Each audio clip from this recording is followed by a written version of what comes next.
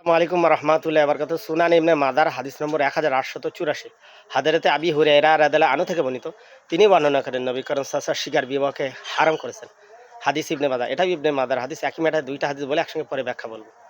এই হাদিস নম্বর হচ্ছে 1885। হযরত আনাস ইবনে মালিক রাদিয়াল্লাহু তাআলা আনহু থেকে বর্ণিত। তিনি বর্ণনা করেন যে নবী করিম সাল্লাল্লাহু আলাইহি ওয়াসাল্লাম শিকার বিবাহকে হারাম করেছেন। হাদিস ইবনে মাদার। দুইটা হাদিস। একটা আবি হুরায়রা, একটা আনাস ইবনে মালিক থেকে বর্ণিত হাদিস। শিকার কাকে বলা ভাই? আপনার মেয়েকে কারো ছেলের সঙ্গে বিবাহ দিলেন, আবার তার মেয়েকে আপনার ছেলের সঙ্গে বিবাহ দিলেন। একে শিকার বলে, দেওয়া নেওয়া। দেখবেন মনস্তত্ত্ববিদগণ এবং বিজ্ঞান মনস্কা যারা তারা অবশ্যই বুঝে গেছেন ইতিপূর্বে যে আপনার মেয়ের বাসটা যদি তার বাড়িতে না হয়, তার মেয়ের বাসটা আপনার বাড়িতে হবে না বা হতে দেবে না। এরকমই টাইপের।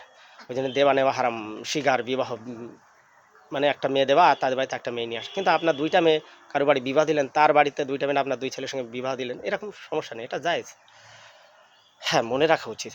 আমাদের কোরআন আর হাদিস বুঝতে গেলে অবশ্যই আল্লাহ রসুল, আল্লাহ রসুল আর রসুলের সাহাবীরা হযরতে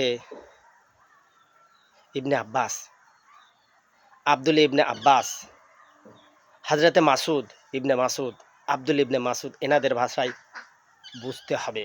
নিজের মতো করে যারা কোরআন বুঝবে তারা হবে গুমরাহী, মাথা মোটা। কারণ কোরআন মাজিদের তাফসীর থাকে, হাদিসের সরা থাকে। অবশ্যই সেগুলো ফলো করে আপনাকে আমাকে কথা বলতে হবে।